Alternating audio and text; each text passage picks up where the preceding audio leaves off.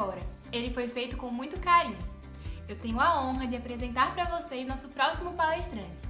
Ele, que é graduado em Medicina pela Escola de Ciências Médicas de Alagoas, atual Uncisal, tem especialização em doenças infecciosas parasitárias também pela Uncisal, é médico da Estratégia de Saúde da Família e também do Hospital Elvio Alto, coautor do livro Antibióticos e Quimioterápicos Antimicrobianos e ex-professor assistente do Departamento de Clínica Médica da Faculdade de Medicina da Uncisal.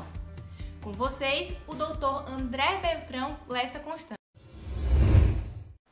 Bom, eu queria agradecer ao convite da Liga de Clínica Médica, da UFAL, para participar desse evento sobre um tema extremamente importante, que é a abordagem e o manejo clínico de antibióticos.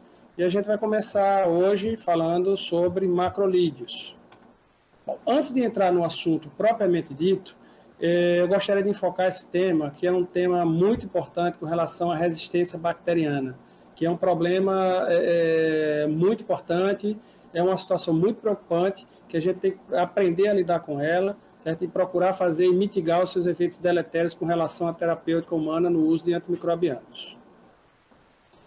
Você vê, são matérias, vamos dizer, que são extremamente atualizadas, matérias datadas agora de 25 de março, né, falando como o uso excessivo de antibióticos leva à explosão de superbactérias. Então, isso é um tema que tem sido pautado com muita frequência, devido à importância e os riscos, vamos dizer, que isso pode ser inerentes à atividade humana. Bom, isso aqui é um documento, certo, da Organização Mundial de Saúde, que fala sobre um futuro sombrio pelo risco trazido das chamadas superbactérias. A OMS, ela estima que, caso nada seja feito, que a gente não mude a trajetória atual, certo, a partir de 2050, 10 milhões de pessoas morrerão por ano em decorrência de infecções causadas por superbactérias. Hoje esse número é bem menor, mas é um número bem expressivo, na ordem de 700 mil pessoas por ano morrem por infecções causadas por essas bactérias com padrão de resistência muito elevado. As perdas financeiras globais, caso nada seja feito e a projeção atual se mantenha, são estimadas em 100 trilhões de dólares a partir do ano de 2050. Então, a soma para mais de vultuosa com relação aos gastos que se farão necessários para fazer frente a esse problema. Isso, certo, faz com que se busque alternativas, e foram criados, entre outras coisas, isso é uma matéria do Financial Times, também datada desse mês, do mês passado, dia 10 de julho, onde foi criado um fundo que terá $1 bilhão para combater exatamente o surgimento e o crescimento dessas chamadas superbactérias, com o desenvolvimento através de laboratórios farmacêuticos para criar novos antibióticos que possam fazer frente contra essas bactérias resistentes aos antibióticos atualmente empregados. E aí você tem, com relação à resistência bacteriana, você tem uma série de fatores, alguns que não são inerentes à nossa atividade médica, né, à nossa atividade de medicina humana, alguns são inerentes à atividade de medicina veterinária, entre outros fatores. Mas existem dois que eu quero citar aqui, que são muito importantes, é o chamado o fraco desenvolvimento de drogas antimicrobianas, e aquele fundo que a gente acabou de citar foi criado exatamente para investir, para estimular as indústrias farmacêuticas a abordarem isso, porque os antibióticos são das poucas, se não a única droga que já nasce com prazo de validade, certo, contado. À medida que você lança um antibiótico, que você joga esse antibiótico no mercado, ele começa a perder eficiência desde o dia que ele entra no mercado, que ele entra em utilização. Você não observa isso com relação às outras drogas. Você tem até o desenvolvimento de drogas novas com um efeito melhor, com menos efeitos adversos, mas aquela que foi lançada anteriormente, desde que não seja um antibiótico, ela não perde a sua efetividade, ao contrário do que acontece com os antimicrobianos. E outra situação muito importante é essa aqui, que é o chamado uso inapropriado de antimicrobianos na medicina humana. Isso está ligado diretamente a nós, profissionais médicos, prescritores com relação a essas drogas. Então, a gente escuta muito a frase chamada de uso racional de antibióticos. Talvez fosse melhor a gente dizer ou falar prescrição racional de antimicrobianos. Afinal de contas, A gente sabe que nem todas as vezes essa premissa é respeitada, mas de alguns anos para cá, as drogas dessa classe, os antibióticos, todos eles são de medicação de receita restrita. Então, cabe ao profissional médico fazer essa prescrição. Então, em teoria, só o profissional médico pode fazê-lo, o odontólogo também, mas essa receita tem que partir de um profissional médico. E a gente sabe que muitas vezes esse próprio profissional médico ele não faz um uso muito adequado nem muito racional dessa arma antimicrobiana que a gente dispõe. Então, cabe a nós essa responsabilidade, certo, com relação ao uso adequado e racional dessas drogas e do arsenal terapêutico que nós temos em mãos. Para isso, a gente precisa conhecer. Certo? A gente precisa conhecer sobre o comportamento dos antimicrobianos, suas indicações e todas as possibilidades para que a gente possa usar essas armas terapêuticas de maneira mais adequada e quando elas se fizerem necessárias. Bom, agora a gente entra no assunto em questão. Tá? Os macrolídeos, a família dos macrolídeos, são antibióticos que se caracterizam pela presença do chamado anel lactânico macrocíclico. Essa estrutura aqui que está sublinhada, que é a estrutura central de todo o macrolídeo. Todo antibiótico desta família tem que ter essa estrutura central. Da mesma forma que o caracteriza os antibióticos beta-lactâmicos é a presença do anel beta-lactâmico, aqui o que vai caracterizar uma droga e ela poder ser chamada de macrolídeo é a presença do chamado anel lactânico macrocíclico. E ao redor desse anel vão sendo acrescidos alguns radicais e você vai tendo os componentes diferentes da família. Como o próprio nome da família já diz, quando a gente fala de macrolídeos, isso dá a ideia de substâncias de alto peso molecular. São substâncias grandes, né? A gente observa aqui a massa molecular, por exemplo, de um macrolídeo, ela está em torno de 733,86 gramas por mol. Já uma bezilpenicilina, essa massa é de 334, então ela é praticamente a metade, um pouco menos da metade da massa do macrolídeo. Isso, a princípio, pode parecer um detalhe sem muita importância ou um detalhe para quem gosta de estudar do assunto, mas isso tem repercussões no emprego clínico do antibiótico. Qualquer antibiótico que precise ultrapassar barreiras, entre outras coisas, ele deve ter um baixo peso molecular, ele deve ter uma molécula pequena para que ele tenha facilidade de ultrapassar essas barreiras. Então, isso é uma das características que esse grupo de antibióticos dessa família, eles têm. Eles têm um alto peso molecular, uma estrutura química grande, pesada, isso vai dificultar ele fazer a ultrapassagem de barreiras e a gente vai ver mais na frente que isso tem consequências com relação às indicações, algumas limitações de indicações para o seu uso clínico. Bom, e aqui a gente cita os principais componentes. O principal e o primeiro que a gente fala não poderia deixar de ser que é a eritromicina, que foi a droga protótipo, que foi a droga precursora com relação aos macrolídeos, e ela foi logo depois do seu descobrimento, que se deu em aproximadamente 1952, ela foi secundada por um grupo grande de outros antibióticos macrolídeos, mas que não tiveram importância do ponto de vista clínico, terapêutico, foram drogas que não tinham vantagens adicionais com relação à droga precursora. Então, alguns chegaram a ser lançados, outros não. Aqueles que foram lançados caíram logo em desuso porque não adicionaram nada o que a eritromicina já fazia. E aí se passaram 30 anos. Depois da eritromicina, veio a espiramicina, a miocamicina, e depois de 30 anos, nada tinha mudado com relação à família desse grupo de antibióticos. Até que no início da década de 80, surgiram os chamados, na época, novos antimicrobianos da classe dos macrolídeos, onde você tem a roxitromicina, claritromicina e a azitromicina. A roxitromicina está com destaque aqui negativo, destaque menor, porque no nosso país ela praticamente não teve utilização. Chegou a ser lançada, mas foi utilizado muito pouco, ao contrário do que acontece com relação à azitromicina e à claritromicina. E o desenvolvimento dessa família não parou. Né? Até porque a gente acabou de falar de padrão de perfil de resistência antimicrobiano.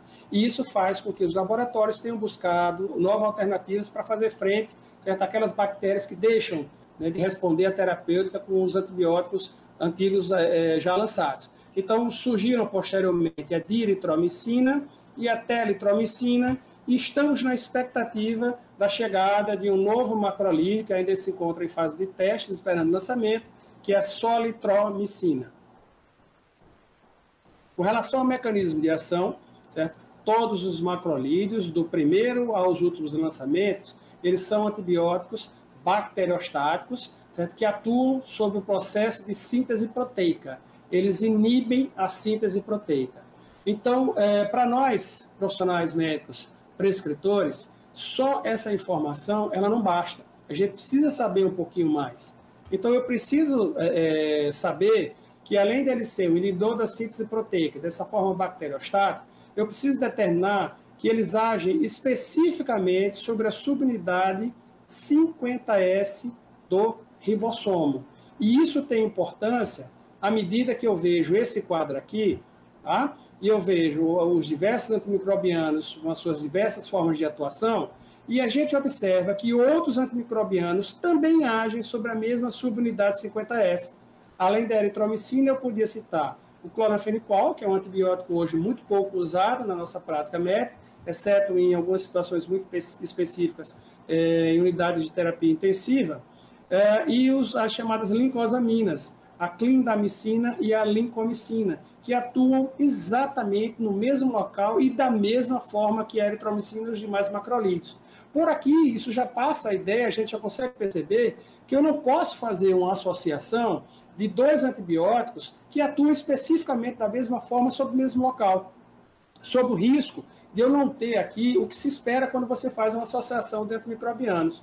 Quando você junta dois antibióticos, você espera, no mínimo, uma situação de sinergismo, um antibiótico potencializando a ação do outro. Aqui, nesse caso, isso não vai acontecer, porque se eu fosse associar um macrolídeo com uma lincosamina, a única somação de efeito aqui que eu teria seria de efeito adverso. Tá? Porque um dos dois iria se ligar à subunidade 50S, eles iriam competir pelo local de atuação do antimicrobiano, tá? E o primeiro que se ligasse, o outro não ia conseguir exercer seus efeitos antimicrobianos. Então, você só ia somar efeito adverso. E isso não é de maneira nenhuma interessante para esse tipo de associação. Então, daí a importância da gente conhecer um pouco mais a fundo, certo? Não só o fato de um antimicrobiano ser bactericida ou ser bacteriostático, mas aonde especificamente ele atua, para que eu possa, com base nessas informações, certo, tirar proveito, às vezes, de 2 ou 3 antibióticos em associações que atuem por caminhos diferentes, e aí eu tenho uma potencialização da atuação desses antibióticos.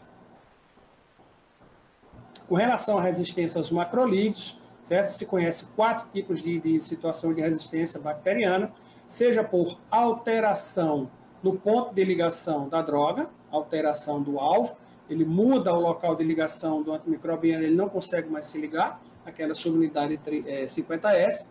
Existe a possibilidade ainda de inativação enzimática, a bactéria passa a produzir determinadas enzimas que quebram a molécula do antimicrobiano em questão.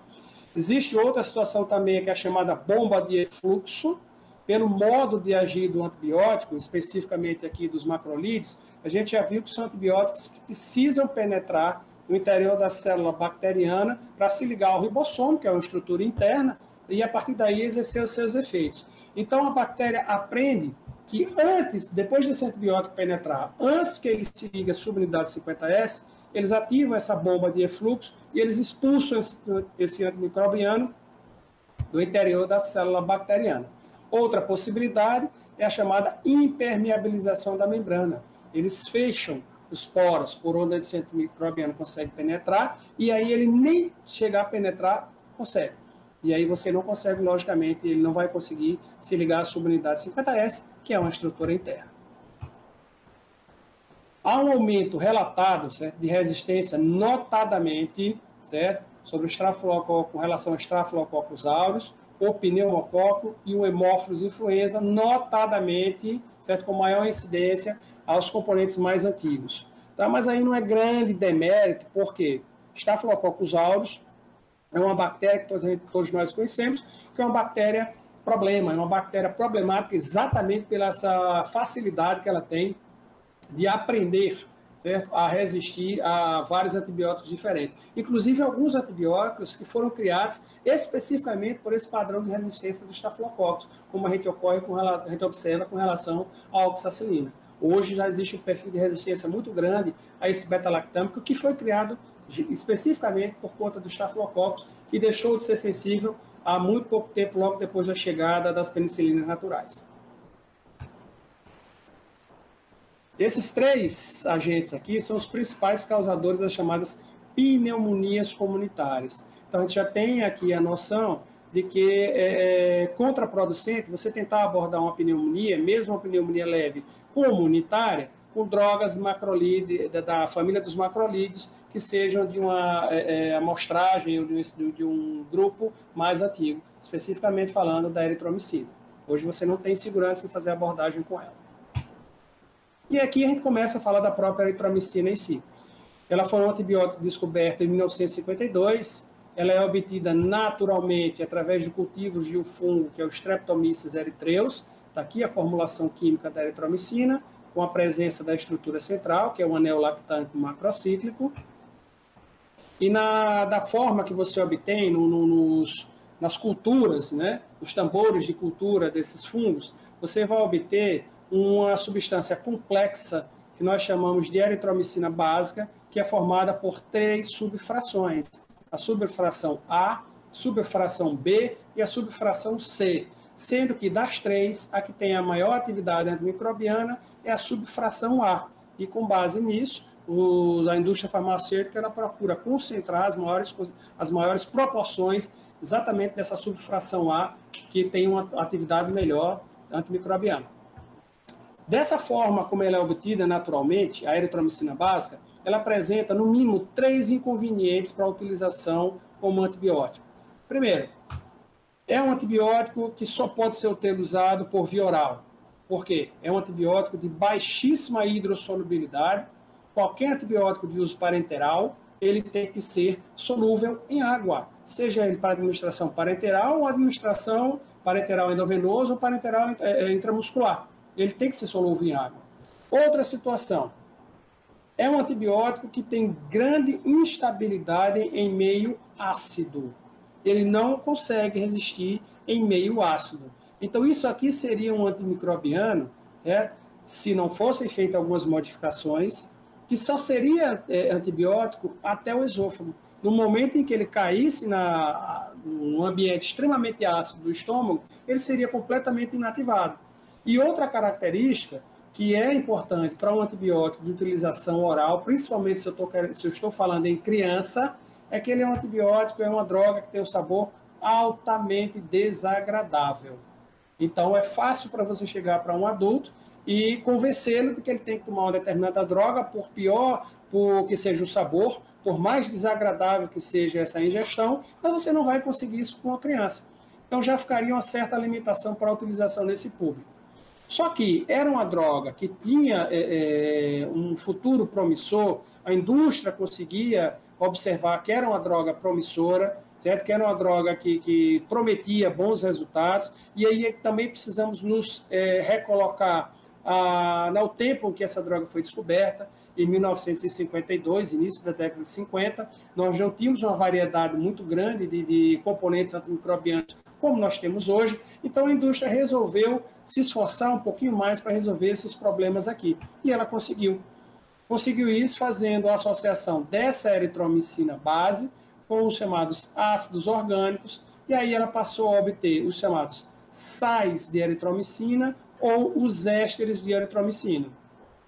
No Brasil, hoje em dia, praticamente a gente só tem o uso do estearato de eritromicina e do estolato de eritromicina. Já tiveram outras formas, inclusive, do uso de eritromicina por via parenteral intramuscular, mas foi abandonada porque surgiram drogas de ação melhor, e essa droga de uso por via intramuscular ela era extremamente irritante, causava muita dor.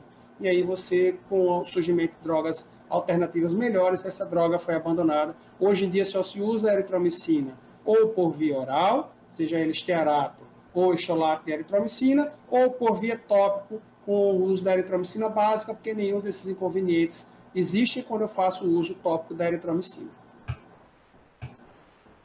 Aqui, que nós acabamos de falar, no Brasil a gente só conhece o uso da eritromicina base para o uso tópico, o estolato ou o estearato de eritromicina.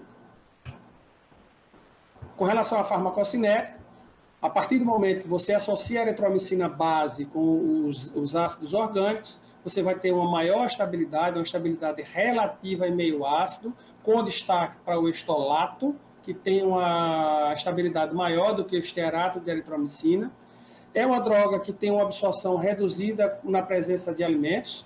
A gente precisa lembrar que na hora que você administra um antibiótico desse tipo aqui, junto com o alimento, certo? Ele vai permanecer um tempo maior no estômago até que aquele bolo alimentar todo seja processado. E quanto mais tempo esse antibiótico permanecer no estômago do paciente, sob a ação dos ácidos estomacais, maior a proporção dele vai ser inativada. Então, é um antibiótico que você precisa falar com o seu paciente para que ele não seja administrado junto com alimentos. Se eu tenho um antibiótico de utilização única diária, isso não representa grande problema. Mas um antibiótico desse que precisa ser administrado a cada 6 ou 8 horas, isso pode trazer algum inconveniente e alteração nos hábitos diários do paciente. Tem uma excelente concentração intracelular. Todos os macrolídeos, de uma maneira geral, não são antibióticos de circulação. A partir do momento que ele cai na corrente sanguínea, rapidamente ele se concentra nos tecidos e os níveis circulatórios eles começam a decair. Eles apresentam níveis insatisfatórios no sistema nervoso central e níveis insatisfatórios no feto, em torno de 6 a 20%. Então, volto aqui a lembrar aquela situação do tamanho, certo, da molécula de macrolídeo, dos macrolídeos, certo? Então, aqui nós estamos falando de duas barreiras. A gente está falando da barreira hematoencefálica e estamos falando também da barreira placentária. E isso causa algum tipo de dificuldade em atravessar essas barreiras.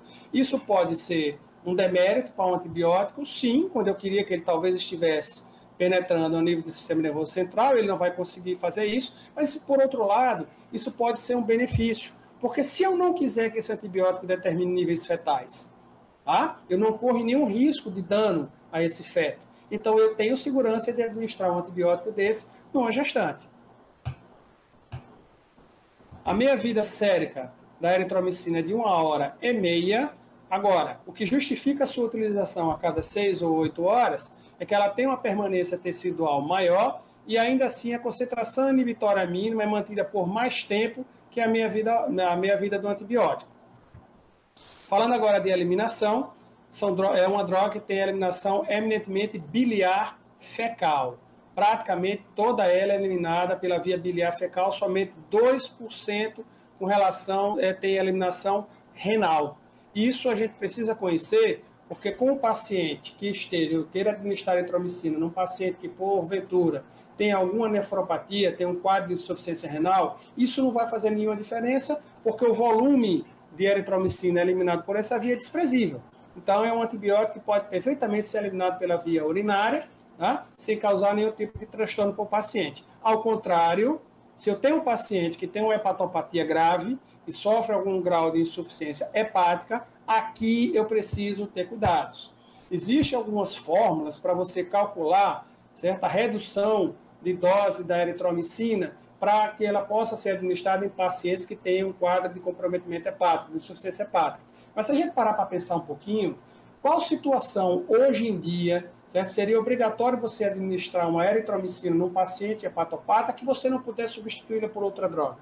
Então, isso, do ponto de vista prático, não tem valor. É muito mais fácil você trocar a eritromicina, substituir a eritromicina por outro antimicrobiano, do que você quebrar a cabeça com fórmulas para fazer um ajuste nesse paciente hepatopata.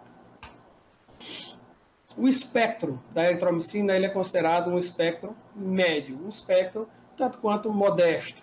Então, a gente poderia citar, com relação aos cocos, os cocos gram-positivos, Streptococcus, Staphylococcus, logicamente não estamos falando de Staphylococcus aureus. Age também sobre cocos gram-negativos, sobre as naissérias.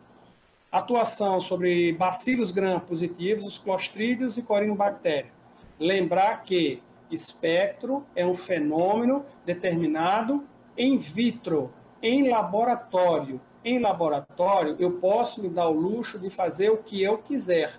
Agora, a gente precisa ter conhecimento e senso crítico para saber se eu posso transportar aquele espectro determinado laboratório para a minha prática clínica. E aqui já está claro que algumas questões aqui, mesmo o antibiótico sendo ativo contra algumas formas bacterianas aqui, não tem nenhuma aplicação clínica. Ele age ainda sobre clamídia, micoplasma, hemófilos vaginalis, treponemas e entamoeba histolítica. Excepcional atividade sobre Bordetella pertussis, Corynebacterium diphtheria e Legionella pneumófila.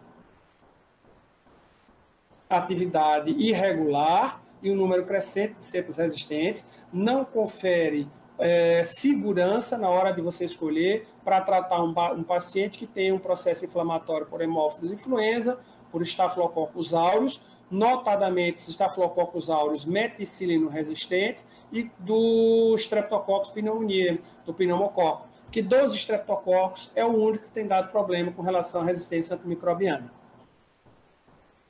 Aquilo que a gente falou agora há pouco, né, com relação à sensibilidade. Nem sempre sensibilidade, que é um fenômeno determinado no laboratório, se traduz em indicação clínica. Na hora que eu vou escolher um antimicrobiano, eu preciso botar vários fatores, certo, na balança para optar por um ou outro antimicrobiano. Para simplificar, a gente cita a questão da sensibilidade da bactéria àquele antimicrobiano, que é uma questão básica, os níveis teciduais determinados por esse antimicrobiano no local onde se encontra o processo de infecção e os efeitos adversos determinados, os efeitos colaterais adversos determinados por esse antimicrobiano. Eu posso ter um antimicrobiano excelente, mas que demande tanto efeito colateral sobre determinados pacientes que não se justifica a sua utilização. Mas falando especificamente da eritromicina, tá? A gente viu que no slide anterior ela tem uma atuação boa sobre meningococo e uma atuação boa sobre gonococo em laboratório. Agora, vamos ver se isso se transporta para utilização prática na clínica. Não se transporta, está claro. A gente viu que ela é um antibiótico que não ultrapassa a barreira hematoencefálica, logicamente não vai conseguir alcançar a bactéria, o meningococo, que tem uma predileção pelo sistema nervoso central, e sua concentração urinária é muito baixa, em torno de 5%. Logicamente, aqui também o paciente não vai se beneficiar se ele tiver com um quadro de uretrite gonocócica. Mas aí surge uma pergunta. Bom, foi falado que ele tem atuação, e aqui não só atuação, mas indicação clínica também, sobre micoplasma, sobre ureaplasma, que podem determinar as chamadas uretrites não gonocócicas. Mas aí a gente precisa atentar ao fato de que essas bactérias são bactérias intracelulares obrigatórias. E a forma que o antibiótico vai chegar não é pelo canal uretral, mas sim pela sua boa penetração intracelular. A eritromicina ela é um antibiótico que tem boas indicações nas infecções de vias aéreas superiores, notadamente nas amidalites bacterianas.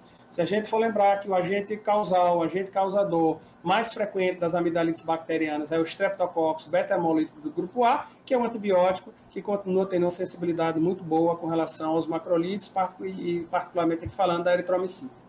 Já começa a ter uma indicação muito menor quando eu estou falando de sinusite e de otite média. Porque aqui você começa, além de ter o Streptococcus, certo, do grupo A, você começa a ter a possibilidade de pneumococo e hemófilos como agentes causais, que são bactérias que a gente acabou de ver, que a gente já viu, que tem um padrão de resistência crescente com relação ao uso da eritromicina.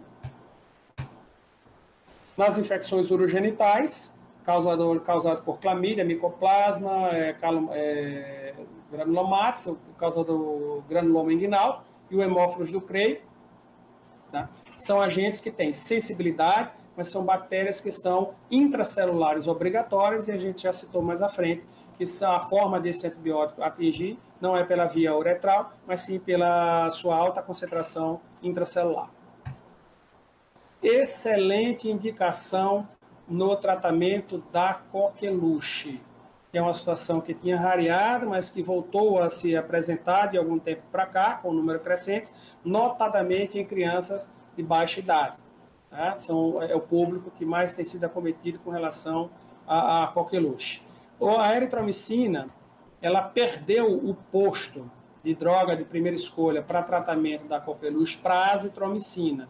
Né? Foi falado, a justificativa que foi dada por alguns serviços era que a bordetela começou a ter padrão de resistência. O que eu tenho visto, e os colegas também têm acompanhado, isso não se observa. Mas existem algumas explicações que são plausíveis, o que fazem com que a eritromicina perca o posto de primeira escolha para a azitromicina. Uma delas é a comodidade posológica. A gente está falando aqui de um antimicrobiano que é administrado só uma vez ao dia, em detrimento de outro que é administrado 3 ou 4 vezes ao dia. E outra situação ligada ao público maior que é acometido hoje em dia por coqueluche é a possibilidade da eritromicina causar hipertrofia e estenose de piloro. Então, por isso, por essas duas situações, não pela questão da perda de sensibilidade, a eritromicina perdeu o posto para a azitromicina como droga de primeira linha para o tratamento da coqueluche. Na difteria, se eu fosse analisar unicamente a questão de sensibilidade, também seria. Então, a eritromicina tem uma ação excelente, né, sobre o bacilo diftérico. Agora, existem alguns fatores que a gente precisa levar em conta. Muitas vezes, é um paciente que tem uma angina diftérica tão intensa que ele não permite a deglutição. E eu estou falando de um antibiótico de administração oral. Então, é impossível para um paciente como esse aqui, que tem essa angina violenta, né, praticamente fechando ali a cavidade da orofaringe do paciente, fazer deglutição de algum tipo de medicação. Tá? E outra coisa é que a gente está falando de um quadro clínico muitas vezes grave, de comprometimento, às vezes, de função miocárdica. Então, eu tenho, muitas vezes, que ter um antibiótico de atuação muito mais célere, muito mais rápida. Então, nos casos de difteria, que é a maior parte dos casos de gravidade, a eritromicina é preterida em favor de um beta-lactâmico de uso parenteral, normalmente a penicilina cristalina. Tá? Agora, ela continua tendo uma muito boa indicação para profilaxia dos comunicantes. Ela pode ser usada, hoje em dia isso praticamente está em desuso, em vista da quantidade de drogas que nós temos para a terapêutica da amebíase intestinal, de soluções que tenham preparações de solução no intestino grosso, mas isso é só para ilustrar, porque hoje em dia praticamente não se usa, ela não tem utilização e é difícil até achar algumas formas de apresentação da eritromicina para esse tipo de terapêutica. Ela pode atuar como alternativa à penicilina G no caso do tratamento da sífilis, naqueles pacientes que tenham, porventura, uma hipersensibilidade às penicilinas, e você pode lançar mão da eritromicina para tratamento. Agora, mais uma vez, precisa estar atento àquela informação que esse é um antibiótico que tem dificuldade de ultrapassar barreiras. Então, se eu estou falando da sífilis adquirida no adulto, no homem ou na mulher, se ele tem algum problema, eu posso usar ela como alternativa para tratamento. Agora, se eu estiver falando da gestante, tá, ela não pode ser encarada como uma alternativa, porque numa situação dessa de gestante, com sífilis, e se o concepto já tiver sido atingido, eu vou tratar a mãe e não vou tratar o concepto, porque a gente já viu, pelos fatores já relatados e explicitados, que esse é um tipo de antibiótico que não consegue ultrapassar a barreira placentária e determinar níveis terapêuticos no concepto. Então, por isso que hoje em dia essa droga está sendo preterida, certo, para tratamento nessa situação de sífilis gestacional pela ceftriaxona, que é um beta-lactâmico, que é uma cefalosporina de terceira geração, e que atravessa a barreira e que não tem atuação deletéria sobre o concepto e que consegue, dessa forma, tratar o concepto e a mãe. Se a gente pudesse resumir numa frase, certo, uma boa indicação da eritromicina, ela seria a segunda escolha para a utilização oral naquelas bactérias sensíveis à penicilina G, nos pacientes que, por acaso, não possam utilizar a penicilina G devido a fatores alérgicos. Efeito adverso, é uma droga normalmente bem tolerada, ela é desprovida, na grande maioria dos pacientes que o utilizam, de efeitos tóxicos.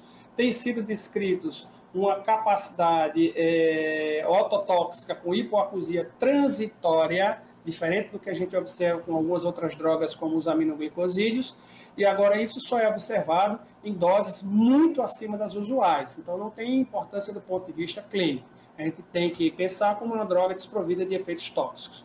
A maioria dos efeitos deletérios da eritromicina está ligada ao aparelho digestivo, onde ela pode causar epigastralgia, náuseas, vômitos, diarreia. Lembrar que a diarreia aqui se deve a um fator de irritação química da mucosa do intestino, e não por supressão da flora usual do intestino, que apareça, que propicia abertura para uma flora que não seja usual e que causa um processo de desbacteriose. Não se observa isso com a eritromicina porque ela não tem nenhuma utilização sobre a flora coli-intestinal.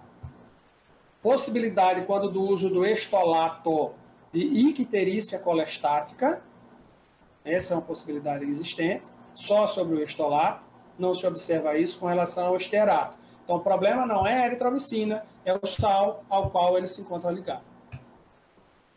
A posologia para crianças é de 30 a 40 miligramas por quilo dia. Para o adulto, é uma posologia padrão de 1 a 2 gramas por dia. Essa posologia, essa concentração é fracionada em 4 tomadas. E no estolato, em situações que não demandem grande urgência, grande gravidade, que é a maior parte das situações que hoje em dia a gente vai utilizar a eritromicina, como ele tem um nível de absorção maior, você pode estender essa utilização não a 4, mas a 3 tomadas, quando eu estiver fazendo uso do estolato. Bom, passemos para a segunda droga da família dos macrolídeos, que é a espiramicina. Ela foi isolada em culturas do Streptomyces ambiofacens. Ela veio 2 anos depois da eritromicina, em 1954. Com relação à farmacocinética, espectro antimicrobiano, ela é muito semelhante à eritromicina. Então, era um antibiótico que praticamente iria cair também em desuso se não fosse algumas poucas características dela que fazem com que ela permaneça hoje de utilização como sendo uma droga praticamente para uma única indicação. E essas características são essas aqui. Ela tem uma excelente atuação sobre o Toxoplasma gondii, muito melhor do que a eritromicina. Ela apresenta uma boa distribuição por vários lípidos e tecidos. Agora, uma particularidade, ela tem uma altíssima concentração em tecido placentário, embora ela não consiga ultrapassá-lo. Ela se concentra grandemente na placenta e aí permanece. Hoje as indicações seriam as mesmas da eritromicina, mas na prática ela funciona como ela é utilizada como alternativa para o tratamento da toxoplasmose linfoglandular, embora a sua praticamente única indicação hoje em dia seja no uso da toxoplasmose aguda na gestante, somada a essas duas características que nós acabamos de falar. Excelente atuação sobre Toxoplasma gondii e uma alta concentração em tecido placentário. A gente sabe que a toxoplasmose, né, congênita, ela pode trazer repercussões muito graves, então você precisa atuar de forma muito enérgica para evitar que esse conceito seja atingido e seja cometido dessas graves complicações que a gente está vendo aqui, que advém da toxoplasmose do conceito, do bebê. A posologia da espiramicina, criança de 50 a 100 mg por quilo dia, adulto de 2 a 3 gramas por dia. Você vai fazer esse fracionamento da mesma forma que a eritromicina. E se eu for utilizar para toxoplasmose adquirida, eu vou utilizar por um período de 3 a 6 semanas, mas a maior parte da indicação hoje em dia que a gente viu é para toxoplasmose na grávida, onde eu vou utilizar durante todo o período de gestação, porque ela vai funcionar como uma espécie de barreira ali na placenta, impedindo que o toxoplasma ultrapasse essa placenta e chegue até o concepto. O próximo antibiótico da família que a gente vai abordar é a claritromicina. Ele é um macrolídeo semissintético, ele é derivado da eritromicina, ele foi lançado no mercado no ano de 1984. Tá? Ele tem um espectro de tudo que a gente já falou com relação à eritromicina. Tá? Acrescente aqui uma atividade sobre estafilococcus, clamídia, micoplasma pneumoniae, legionella pneumófila, com uma potência maior que a eritromicina. Ele passa a ter uma atividade regular sobre o Haemophilus influenzae e o pneumococo, o que já confere alguma segurança na terapêutica de processos infecciosos causados por esses dois agentes.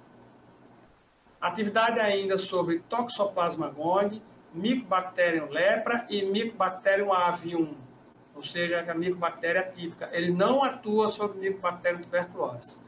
Atua sobre Helicobacter pylori, talvez aqui uma das mais lembradas indicações da claritromicina. É um antibiótico que tem uma farmacocinética bem mais favorável, se a gente compara com relação à eritromicina. Ele é um antibiótico ácido estável, ele pode ser usado por via oral e existem apresentações para utilização por via parenteral, talvez aqui uma excelente indicação, no caso da difteria grave, em detrimento das penicilinas naturais, porque ele tem uma atuação mais eficaz sobre o agente causador da difteria do que as penicilinas naturais. Boa distribuição tissular, com destaque para pulmões, rins, fígado, mucosa nasal e amígdalas. Tudo que a gente já viu e já falou com relação à eliminação dos macrolídeos e o que a gente vai ver daqui para frente ainda com relação à eliminação dos macrolídeos que iremos abordar mais à frente, o único que tem um comportamento diferente é a claritromicina. Todos os outros macrolídeos têm a eliminação biliar fecal. O único que tem a eliminação eminentemente renal é a claritromicina. Então, aquela situação que a gente falou do hepatopata e do nefropata, aqui se inverte. Eu posso fazer claritromicina com segurança no paciente que tenha problemas hepáticos, insuficiência hepática, agora não posso fazer com segurança no paciente que tenha insuficiência renal. Então, tudo com relação ao que a gente já falou, o único diferente é a claritromicina e aqui a gente inverte a via de eliminação desse antibiótico. Indicações. Tem boa indicação nas infecções respiratórias altas, tem muito boa indicação nas infecções respiratórias baixas, pneumonias, incluindo as causadas por agentes atípicos. Micoplasma, clamídia, são agentes que respondem bem à claritromicina. As infecções dermatológicas, desde as infecções mais superficiais de pele, como o impetigo, passa onde você, na maior parte dos casos, você vai ter aqui o Streptococcus, que tem uma capacidade invasiva bem menor do que o Staphylococcus, mas ele também, como tem uma atuação mais segura em relação ao Staphylococcus, ele é uma droga que pode ser usada para tratamento de infecções mais profundas, onde o agente causal aqui, você vai suspeitar com muito mais, você vai ter uma suspeita bem maior do envolvimento do Staphylococcus. É uma droga alternativa ao tratamento primordial com sulfaperimetamina para toxoplasmose cerebral. Sulfaperimetamina continua sendo a droga do tratamento de escolha, associação dessas duas drogas, e atua sobre a inibição dos folatos. Mas numa impossibilidade de usar esse esquema primordial, você pode lançar mão de uma droga alternativa, que seria a claritromicina. Possibilidade de utilização no tratamento da lepra. Também não é droga de escolha, ela pode funcionar como alternativa no caso de falência ou intolerância aos esquemas mais tradicionais e usuais. Bom, e aqui está uma das mais lembradas indicações da claritromicina, que é na erradicação do Helicobacter pylori. Está muito associado a gastrite, carcinoma gástrico e outras situações. O esquema a utilizar seria um inibidor da bomba de prótons em dose plena, seja ele desde o inicial, desde o omeprazol até as formulações mais recentes. E aí você vai fazer a associação de amoxicilina, 1 grama, e claritromicina, 500 miligramas, dessa forma aqui, esses dois antibióticos, essa posologia, administrada 2 vezes ao dia durante 14 dias. Naqueles pacientes que, porventura, tenham intolerância, alergia às penicilinas, você vai trocar a amoxicilina pela levofloxacino. Lembrando aqui, por isso o asterisco, que o levofloxacino não precisa ser administrado 2 vezes ao dia. Você vai fazer ele só 1 vez ao dia e a claritromicina, 500 miligramas, 2 vezes ao dia, os dois pelo mesmo período de 14 dias. Posologia. Para criança, você vai fazer 15 miligramas por quilo dia, em 2 tomadas, fracionado em 2 vezes. E para adulto, você pode começar com 250 miligramas a cada 12 horas, certo? E 500 miligramas a cada 12 horas em situação que demandar uma gravidade maior, onde você queira níveis mais altos, mais elevados do antimicrobiano. Só lembrando e reforçando que existe a apresentação oral e endovenosa desse tipo de antibiótico. Ela pode ser usada para tratamento, profilaxia primária, certo? Do Mycobacterium avium, estamos falando aqui de pacientes soropositivos, acometidos de HIV. Então, na profilaxia primária para o Mycobacterium avium, você vai levar em consideração o nível de células T CD4. Quando esse nível for menor que 50 células por milímetro cúbico, você já inicia claritromicina na posologia de 2 vezes ao dia. O paciente, quando ele tiver boa resposta ao TARV, com manutenção de células CD4 maior que 100, né, por mais de 3 meses, você pode suspender a profilaxia primária. No momento em que a célula CD4 voltar a baixar de 50, você reintroduz e segue o mesmo esquema anterior. Como profilaxia secundária, ou seja, o paciente já teve um quadro, você quer fazer prevenção de recorrência, você vai usar a claritromicina, só que o esquema aqui vai modificar-se, que você vai fazer a posologia de 500 miligramas 2 vezes ao dia, associado com o etambutol, 15 miligramas por quilo dia, numa dose máxima de 1,2 gramas por dia. Esse tratamento, na profilaxia secundária, vai ser mantido por um período de 1 ano. Né? Na ausência de sintomas, depois de 1 ano, e com o linfócito T CD4 maior que 100, certo? Você mantém essa aplicação por mais 6 meses. E aí você pode voltar a reintroduzir o esquema a partir do momento que esse paciente tiver uma queda do linfócito T menor que 100.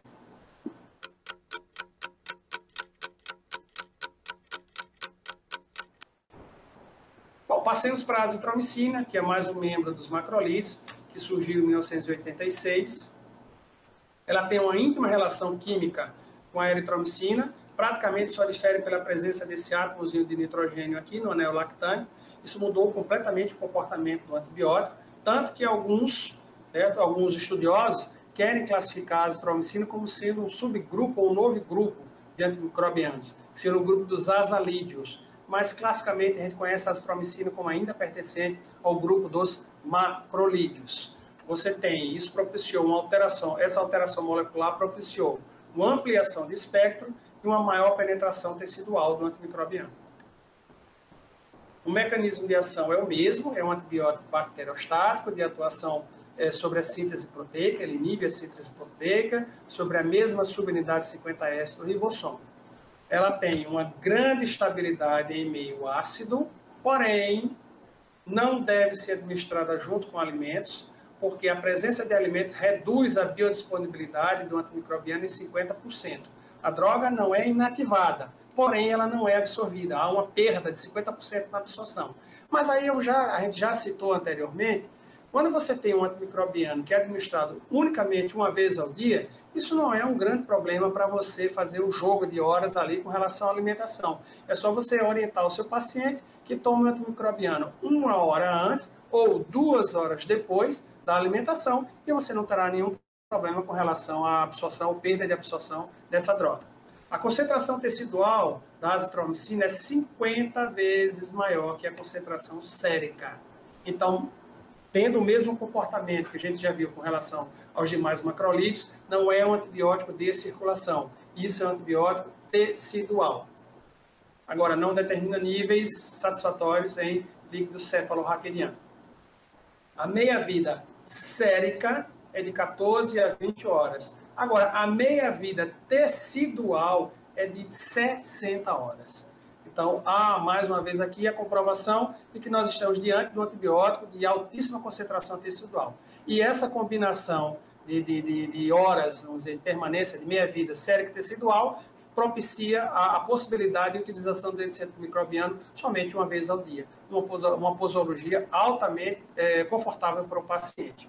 É uma droga pouco metabolizada, então eu já tenho aqui a indicação de que não há importância, não há problema em fazer esse tipo de antibiótico em um paciente que tenha algum grau de comprometimento do funcionamento hepático e tem eliminação biliar. Ela tem outra característica que é muito interessante, que é uma concentração no interior dos macrófagos, dos fagócitos. Tá? Então, ela pega meio que uma carona com os fagócitos para o local, para o cerne do processo infeccioso, e aí você tem, certo, uma dupla atuação, seja dos fagócitos, seja pela presença do antimicrobiano no combate a essa situação, a esse processo infeccioso localizado. Com relação ao espectro, a gente destaca bactérias gram-positivas, e aí a gente passa a fazer o destaque sobre Staphylococcus epidermidis, Staphylococcus aureus, notadamente eu estou deixando de fora os Staphylococcus aureus meticilino resistente, que tem um padrão de resistência a múltiplos antibióticos, incluindo esse tipo de antibiótico aqui, que é a eritromicina. Atuação muito boa sobre Streptococcus viridans, Streptococcus pyogenes, passa a ter uma atuação bem melhor do que a eritromicina sobre o pneumococo, o que já confere alguma segurança na terapêutica de processos infecciosos causados por esse agente bacteriano. Boa atuação sobre Corynebacterium diphtheriae e atuação sobre Listeria. Agora, um destaque. Se eu estiver falando unicamente da questão de sensibilidade, essas formas bacterianas aqui, elas são bem mais sensíveis à eritromicina. Agora, precisamos lembrar do comportamento farmacológico, do macrolide, especificamente aqui falando com relação à difteria, que a gente viu qual é o inconveniente da utilização da eritromicina e a escolha pela utilização da azitromicina.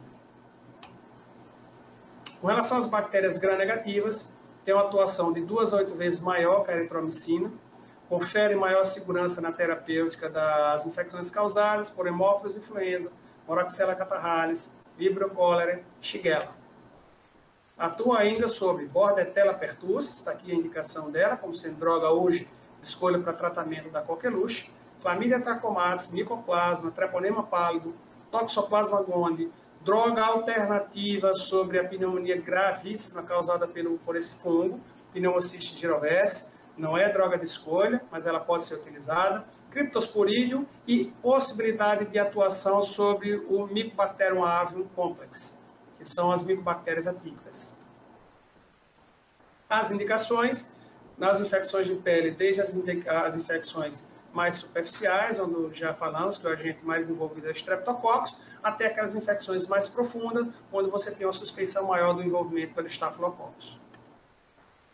Nas infecções urogenitais, na uretrite, na cervicite, a abordagem empírica era feita com 1 grama de azitromicina e ciprofloxacino. Vocês perceberam que eu falei que era feito, porque desde 2017 saiu uma nota técnica devido ao crescente número de resistência da Neisseria gonorreia com relação a ciprofloxacino, essa foi retirada e hoje em dia se usa na terapêutica empírica dessa situação, da descarga uretral e da descarga cervical, a terapia combinada com ceftriaxona, 500 mg intramuscular, associada a 1 grama oral em dose única de azitromicina. Ela pode ser usada como alternativa com relação ao tratamento da sífilis adquirida, tem as mesmas restrições do uso do tratamento da sífilis gestacional. Ela pode ser usada também no cancro mole. Nas infecções respiratórias, muito boa indicação em amidalites, tem indicações ainda em sinusites, otites e faringites. Possibilidade de atuação nas pneumonias comunitária e nas exacerbações de bronquite crônica. Ela pode ser usada, inclusive, como monoterapia em ambulatório. Logicamente, quando você vai tratar um paciente acometido de pneumonia, existem pneumonias e pneumonias. Então, você precisa avaliar critérios clínicos do paciente acometido por pneumonia. Se você pega um paciente de mais idade, com fatores de comorbidade associados aí, você vai lançar mão, mesmo que a nível de ambulatórios, de outros antimicrobianos que têm uma resposta muito mais segura do que a própria azitromicina. Mas se você pega uma pneumonia num paciente jovem, sem fatores de comorbidade e sem grande gravidade, você pode lançar mão da azitromicina para tratar e acompanhar esse paciente a nível de ambulatório.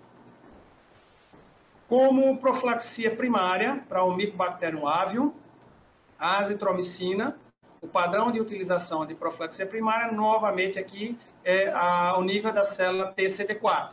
Quando esse nível cai abaixo de 50, você vai utilizar a azitromicina profilática. Normalmente não se faz 1,2 gramas, se faz 1,5 gramas por semana, com administração em dias alternados, às segundas, quartas e sextas-feiras. A partir do momento que o paciente passa a ter boa resposta à terapia antirretroviral, a manutenção de CD4 maior que 100 por mais de 3 meses, você interrompe a terapêutica profilática primária. Reintroduz no momento em que esse nível de CD4 baixar de 50. Para profilaxia secundária, o esquema muda também. Você vai usar a azitromicina não mais 3 doses semanais. Você vai usar diariamente, 500 miligramas, associada ao etambutol, na posologia máxima de 1 grama e 200 miligramas. O tratamento também vai ser mantido por 1 ano, né? Na ausência de sintomas, e depois de 1 ano, na ausência de sintomas e CD4 maior que 100, né? Você mantém por mais 6 meses, e se as condições se mantiverem, você suspende. A partir do momento que esse nível de CD4 do paciente baixa de 100, você volta a reintroduzir o esquema. A posologia é altamente cômoda. Em criança, você vai fazer 10 miligramas por quilo dia, em 3 dias, para a maioria das situações. Para o adulto, você vai fazer 500 miligramas, dose diária, também por 3 dias. Vale lembrar que essa administração de 3 dias confere níveis terapêuticos de 10 dias. Então, a gente precisa explicitar isso para o nosso doente, porque eu começo a tratar um amidalítico, por exemplo, com azitromicina, depois do 3º dia, esse paciente não vai estar curado, ele tende a estar melhorado. Mas como o tratamento se encerrou, o que vai passar na cabeça dele é que a droga não serviu. Então, a gente precisa orientar e explicar ao paciente que, apesar de você não estar mais administrando antibiótico a partir do 3º dia, esse antibiótico, por ter altíssima concentração tecidual, ele vai permanecer atuando por mais 7 dias, num total de 10 dias. Como toda regra, boa regra tem exceção, a gente tem algumas exceções aqui em que você prolonga o tratamento.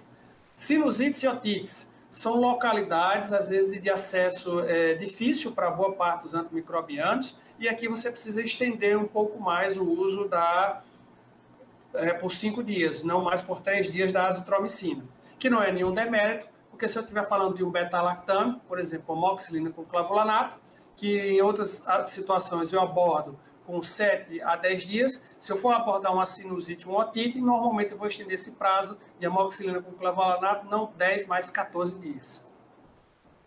Nas pneumonias comunitárias, também a boa regra manda que você faça a administração de pelo menos 5 a 7 dias do antimicrobiano. Na doença inflamatória pélvica, se você quiser pegar clamídia, micoplasma, que são agentes que normalmente estão associados, você vai estender um pouco mais, certo? É uma patologia de uma gravidade considerável.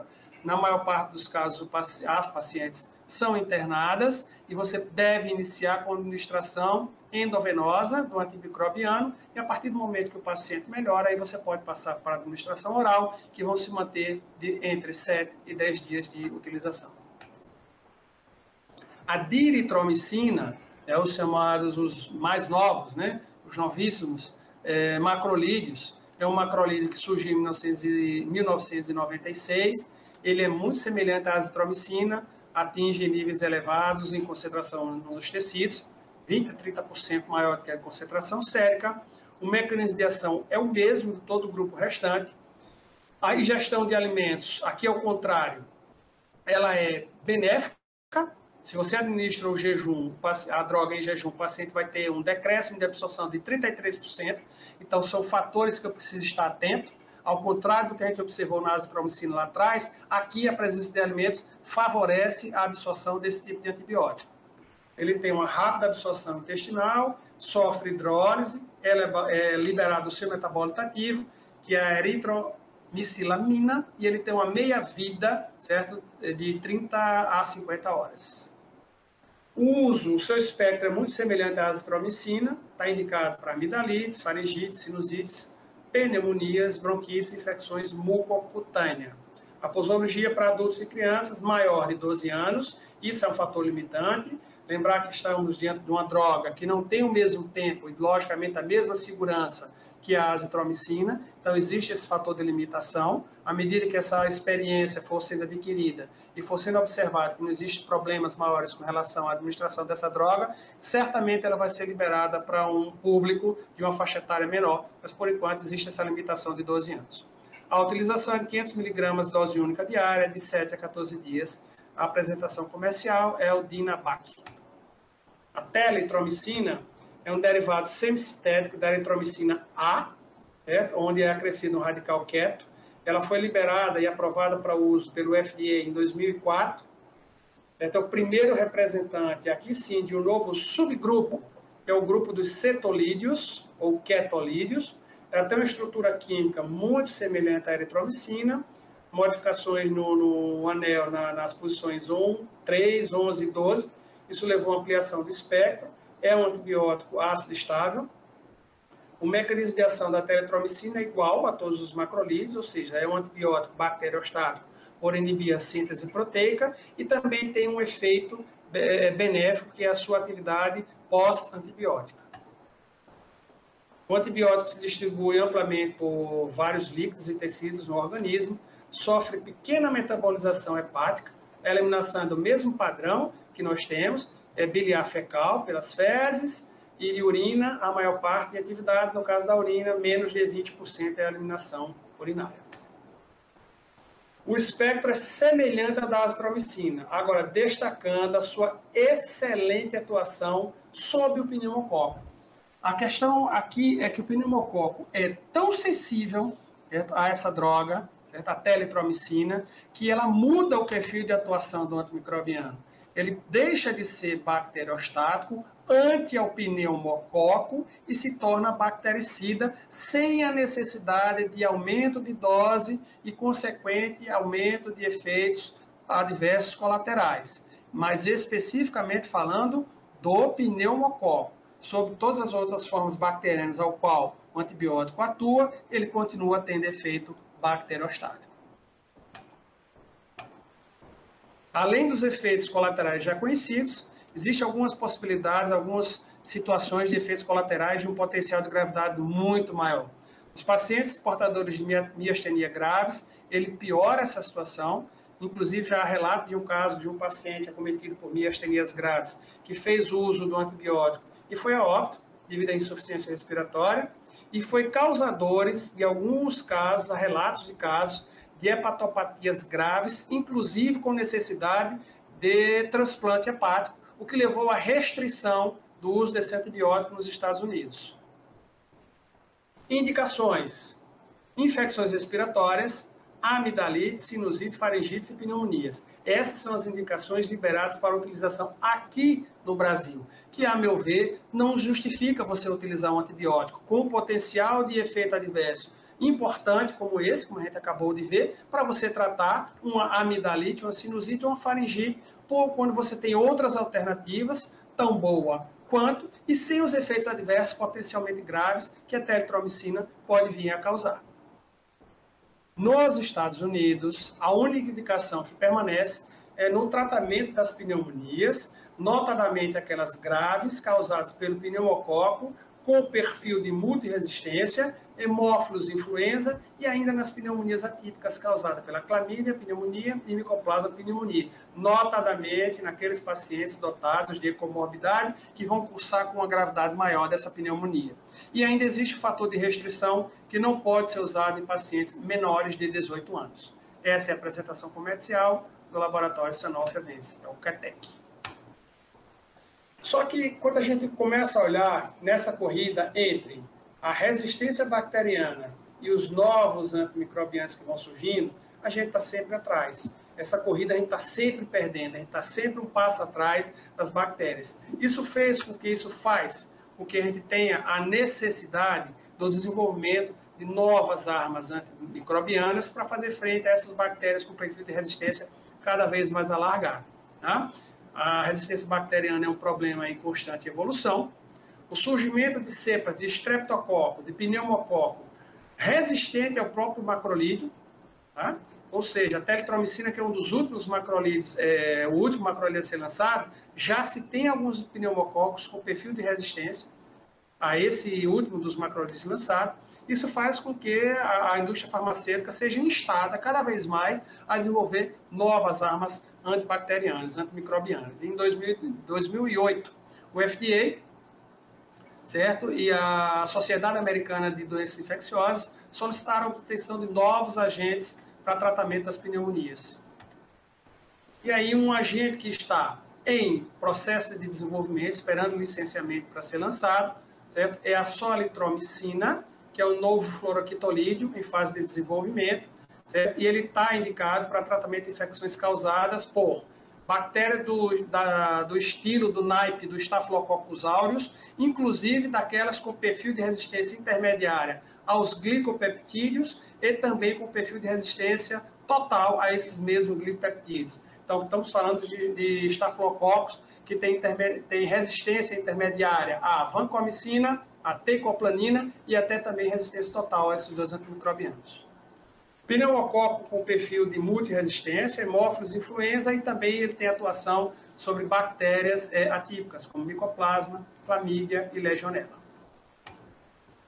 Menor incidência de efeitos colaterais. Na teletromicina, o que causa esses efeitos colaterais é a fração pirimidina, que vai determinar a possibilidade de hepatotoxicidade, distúrbios visuais e causar miastenias graves. Nesse grupo da solitromicina, não existe essa fração pirimidina. Então, esses efeitos adversos aqui observados não vão ser encontrados quando essa droga for liberada para utilização.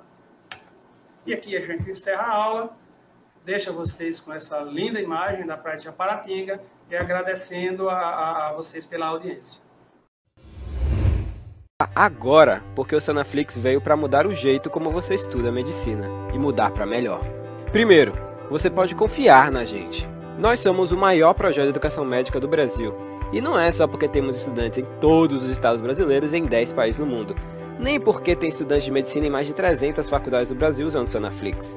É porque temos uma equipe de mais de 150 pessoas trabalhando para melhorar a qualidade do seu estudo e a maneira como ele chega até você. Nós nascemos da vontade de revolucionar a maneira como você tem acesso à educação médica.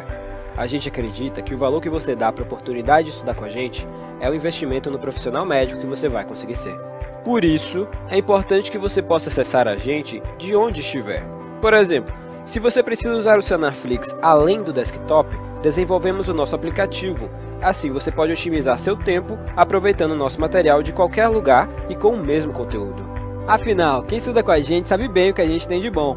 São mais de 700 resumos para você fixar o que aprendeu, 300 fluxogramas para te ajudar a conectar os assuntos, 700 mapas mentais para estudar de forma ativa e, claro, mais de 1.600 videoaulas para assistir quantas vezes quiser. 4,5 de 5 é a nota geral das aulas por nossos estudantes. Elas são dinâmicas e objetivas e estão sempre melhores. Temos uma preocupação especial em aperfeiçoar a metodologia e a didática da nossa equipe de professores padrão USP.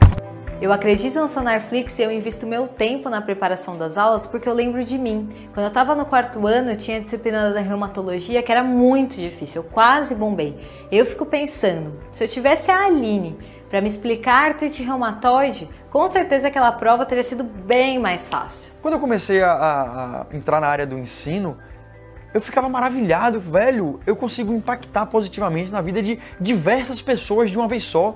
O número de pessoas que eu estou impactando, velho, que eu estou ensinando e capacitando eles para que eles vão e na extremidade lá possam ajudar as pessoas e melhorar, sabe? E fazer um atendimento adequado, fazer um atendimento bem feito.